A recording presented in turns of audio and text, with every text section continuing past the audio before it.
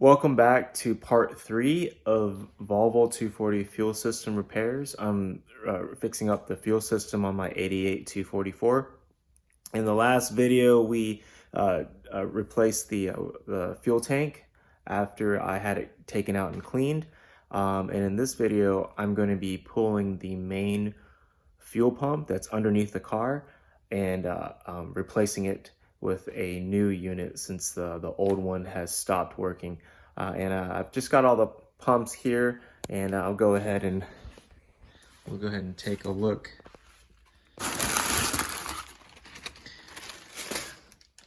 And we'll save this one for next time. This is the tank pump. I went with an Airtex unit, and that's going to be for the one that goes inside the fuel tank. And this is the pump we're going to be replacing, the Bosch unit that'll go under the car. I'm going to bench test it and make sure it runs before I do all that work. But let's go ahead and get out there and pull the old pump out. All right, so taking out the main inline fuel pump, it's pretty simple. You have 3 12mm bolts that hold the cradle with the pump and filter under the car, and you will need a Phillips screwdriver to take off the supply line. So it's just going to be a simple worm clamp. Oh, thank you. Another Phillips here. And then just try to pull that off the best you can.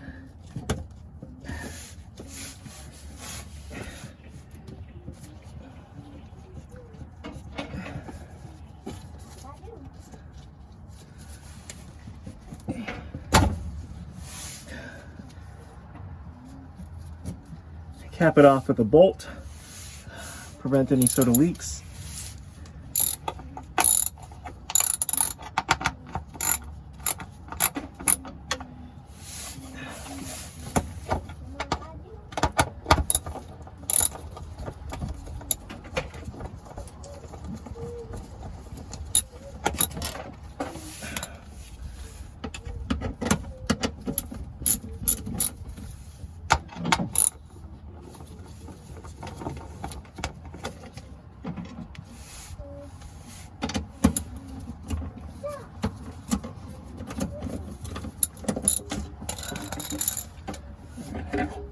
When you drop the pump, you want to be careful about the harness. It's going to be a positive and a negative wire, and just carefully disconnect it and remove it from the assembly. And then you can drop the cradle.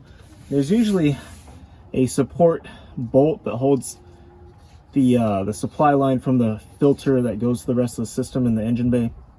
Here, I've already taken it out. It's just an 8mm screw bolt. After that, you have plenty of slack to move the cradle out from under the body, where you can put some wrenches on the fittings here. I came in that the whole time. Yes, yes, yes, yes, yes. Uh-huh, uh-huh. And once you slide the cradle assembly out, you'll find that the Bosch filter has a hex on the end, and that will be a 22mm wrench, box wrench. And then the other side, the banjo fitting with the two crushed copper washers, will be a 18mm.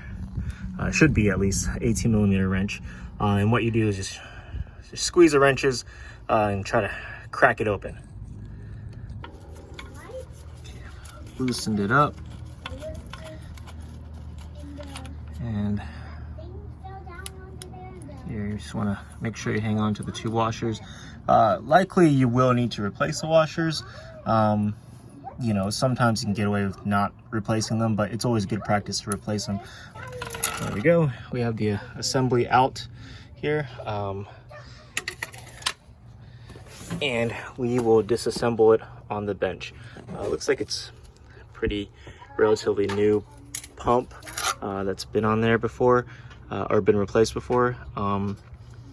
We'll just go ahead and take care of everything. That way we don't have any sort of weird failures later on. This is what.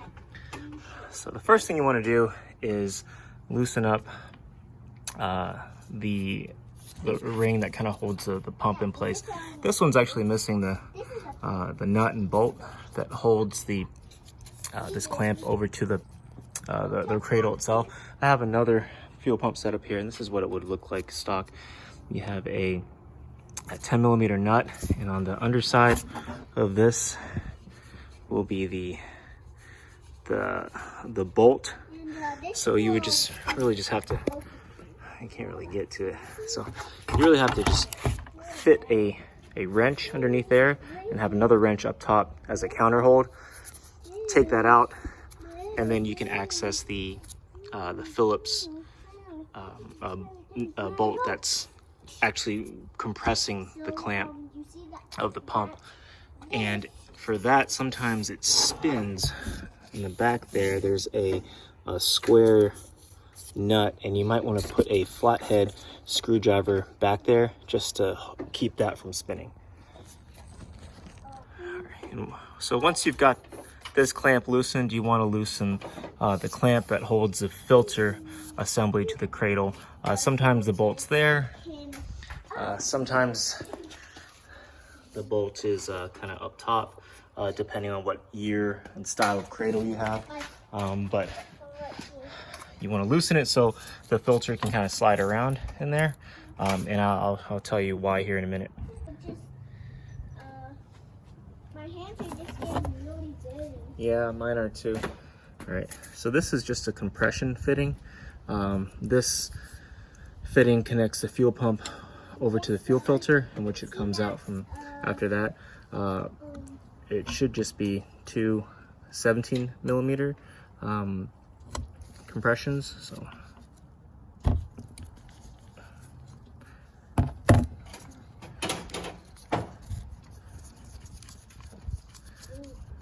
alright, so we have that off now, and the reason why you want the filter loose is so now you can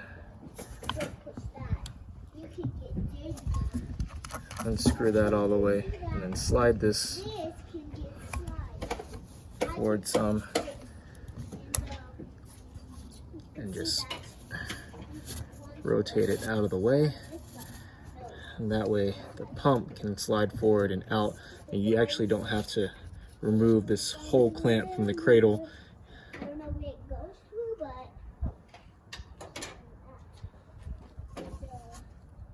you are looking at me.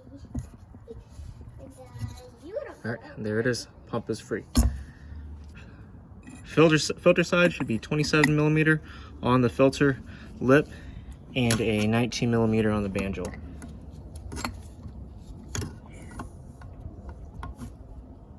Get a grip here.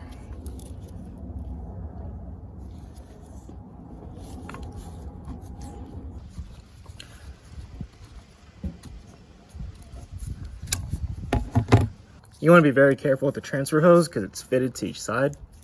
You don't want it to kink or break or anything like that. But again, on the input side of the filter, there's going to be a banjo bolt, 2 crush washers. And so you have this out, clean it up, and you're going to have to reuse it for the replacement filter. All right, so I've got the new can filter here, Bosch number 601, and you just want to pay attention to the arrows. That means the flow is going that way, so it'll be this way in the cradle. The banjo bolt I've got cleaned up, and I've got the new washers on there. Okay, so I wanted to mention that it is really important that you put the transfer tube onto the filter first, not onto the pump first. The reason being is that you want to do it the opposite of how we removed it. Once the transfer tube is on the filter, you can rotate it and then just do the compression side for the filter, for the pump. But if you do the pump first and you torque down the transfer tube onto the filter, the whole thing might spin and you might bend the transfer tube. So you want to put it on the filter first, just as a precaution. That way, if it spins, it's not hooked up to anything on the other side.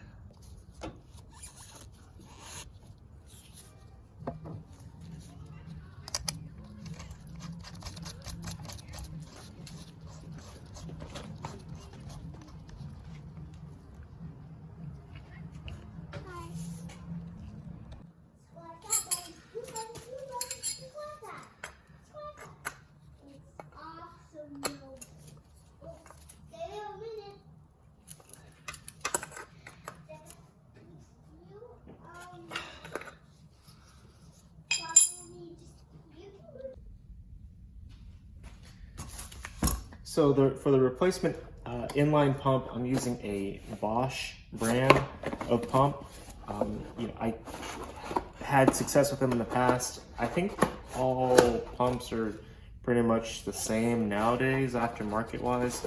I can't really attest to the longevity of a brand name pump like this. They're being produced in different countries. This one is being produced in the Czech Republic. What that means for quality, I'm not sure, but it does have the correct OEM bullet connectors, so that's really what we're looking for. So we're gonna go ahead and stick this guy in. We've got the retaining ring loosened, but the bolt is not completely taken off, and let me just pop off this plug here. And you'll see that this is the actual pump assembly, but this little fitting right here, it retains pressure in the fuel system past the pump area. So that way, after you turn off a car, you don't lose any sort of residual fuel pressure in the lines. So yeah, the Bosch pump comes with a brand new one, and that's cool. So we will go ahead and slide this through like so.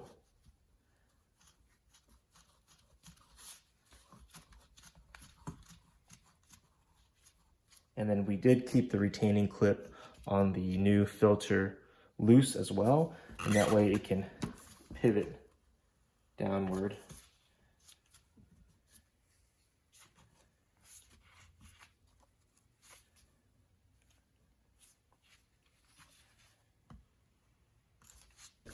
You see how there's a little notch on the fuel pump? What you want to do is you want to slide the fuel pump down into the retaining ring until it's bottomed out in there.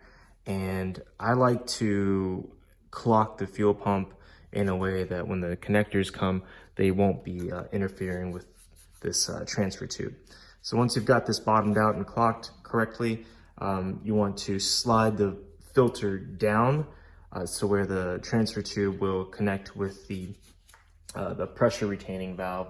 So you just want to try to carefully do that.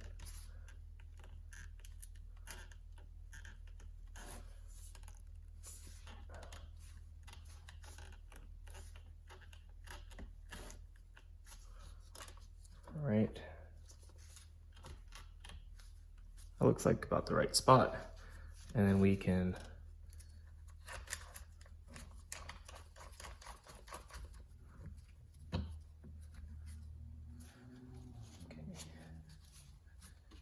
tighten that up. Want to make sure there's not a lot of stress on this tube, and that it is straight as much as possible. And then the filter's tightened. We just need to torque that down. And it should be two 17mm fittings. And you don't have to get super tight there. You just want to make sure that it's not going to leak. And of course, you don't want to break these plastic sleeves for the connector either. So just make sure you're pretty careful there. I'm just give it a quick.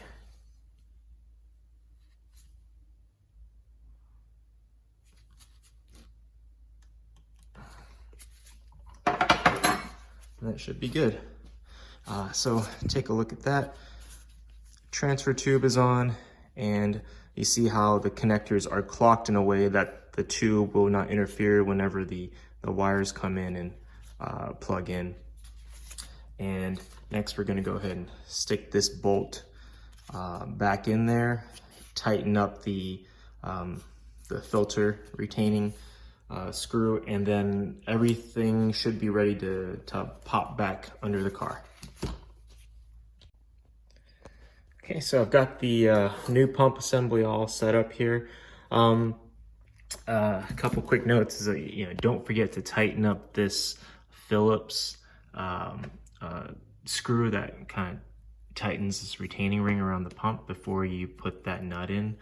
And the bolt for the nut goes underneath the entire assembly. A couple of things to take away from this is that you do not have to technically remove this ring in order to get the pump out, and of course you don't have to remove the pump base. They have these rubber isolators that kind of hold it to the actual cradle itself, and you don't have to pull that out. You can access everything from underneath with a variety of wrenches and stuff. But yeah, and that's it's all ready to go. I just got to get under the car and stick it back up there. I didn't show it, but I did put 2 leads onto the connectors here and attach it to a 12-volt battery just to make sure the pump operates. And I did that before I installed it because sometimes you get a bum pump and you don't want to go through all this trouble and installing it and then just to realize that the pump is dead right out of the box. But this is ready to go. I'll get it under the car. All right, so that's that. I went ahead and put the pump into the car underneath it already. There's just the 3 bolts and the 2 lines and the connectors. I didn't film it. It would have been pretty boring. It's just pretty much the exact opposite of me pulling the cradle and pumps assembly out.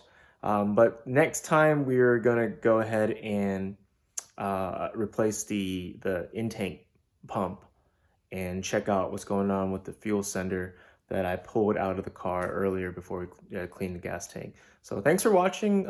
Click and subscribe, and I will update you next time.